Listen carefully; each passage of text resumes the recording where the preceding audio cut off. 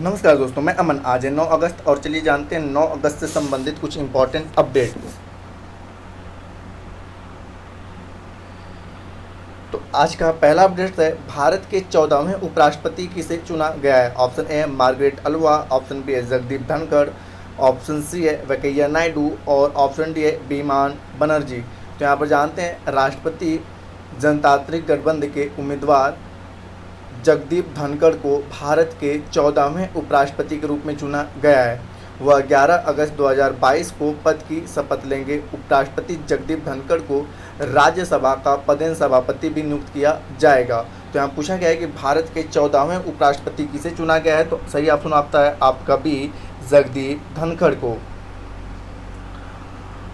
अगला क्वेश्चन है, भारत में राष्ट्रीय हथकरघा दिवस कब मनाया जाता है। ऑप्शन ए 8 अगस्त, ऑप्शन बी है 6 अगस्त, ऑप्शन सी है 7 अगस्त और ऑप्शन डी है 5 अगस्त। तो यहाँ पर जानते हैं कि भारत में हर साल 7 अगस्त को राष्ट्रीय हथकरघा दिवस के रूप में मनाया जाता है। भारत के स्वतंत्रता संग्राम के इतिहास में भी इस दिन का विशेष महत्व है, क्योंकि इसी दिन 1905 में स्वदेशी आंदोलन की शुरुआत की गई थी, जिसके कारण वर्ष 2015 में तत्कालीन प्रधानमंत्री नरेंद्र मोदी के द्वारा यह घोषणा किया गया कि प्रत्येक वर्ष 7 अगस्त को हथकरघा दिवस के रूप में मनाया जाएगा। तो इसे पहली बार 2015 में मनाया गया था और इसी दिन 7 अगस्त 1905 को भारत में स्वदेशी आंदोलन की शुरुआत की गई थी। तो इसी के इतिहास में हम लोग प्रत्येक वर्ष 7 अगस्त को राष्ट्रीय हथकरघा दिवस के रूप में मना लेते हैं। अगला क्वेश्चन है आपका, भारत में निम्नलिखित में से किन दो शहरों के बीच आकाशा एयर की पहली उड़ान का उद्घाटन किया गया। ऑप्शन ए है आपका अहमदाबाद से लखनऊ, ऑप्शन बी है आपका जबलपुर से दिल्ली, ऑप्शन सी है चेन्नई से मुंबई और ऑप्शन डी है मुंबई से अहमदाबाद। तो यहाँ पर जानते हैं केंद्रीय नागरिक उड्डयन मंत्री ज्योतिराज सिंधिया ने मुंबई और अहमदाबाद के बीच आकाशा एयर की पहली उड़ान का उद्घाटन किया। आकाशा एयर एकल बेड़े और सभी अर्थव्यवस्था सीटों के साथ एक कम लागत वाली वाहक बनने की योजना बना रही है। आकाशा एयर भी अगले 5 वर्षों में अपनी गतिविधियों को 72 विमानों तक विस्तारित करने की योजना बना रही है। तो यहाँ पूछा गया है कि आकाशा एयर ने अपनी पहली उड़ान किन दो शहरों के बीच में भरी, तो आपका सही ऑप्शन होता है डी, मुंबई से अहमदाबाद। आज का अगला अपडेट है, आज़ादी का अमृत महोत्सव के तहत बढ़े चलो अभियान किस केंद्रीय मंत्रालय के द्वारा शुरू किया गया है।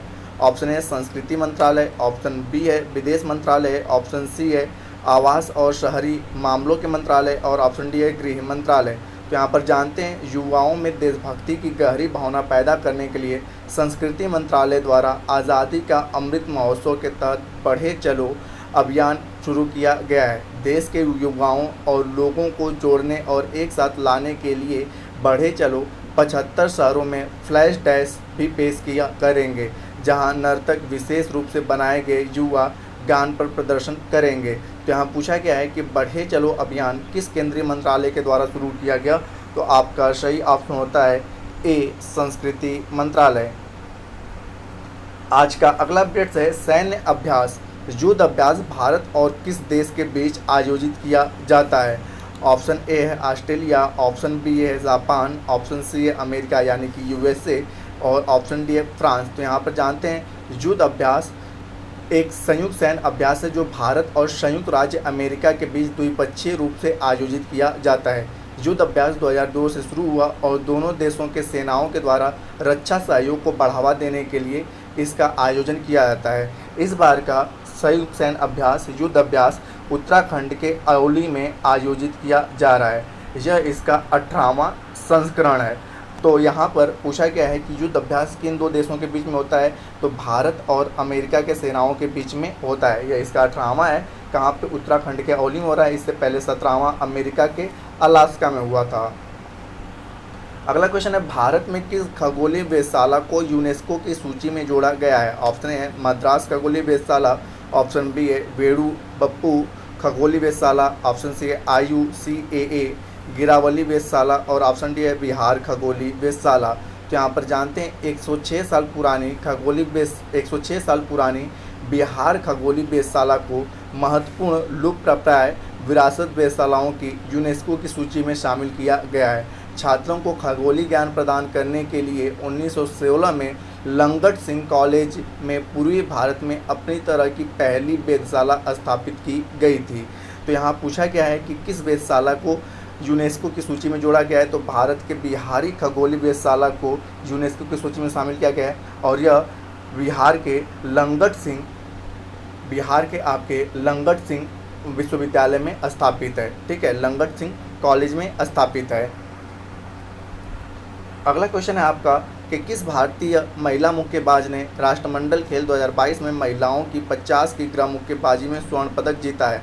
Option A Nikhat Zareen, option B है लवलीना बोरगोहेन, ऑप्शन सी है मैरी कॉम और ऑप्शन डी है पूजा रानी। तो यहाँ पर जानते हैं निकहत जरीन ने राष्ट्रमंडल खेलों 2022 में मुक्केबाजी में भारत का तीसरा स्वर्ण पदक जीता।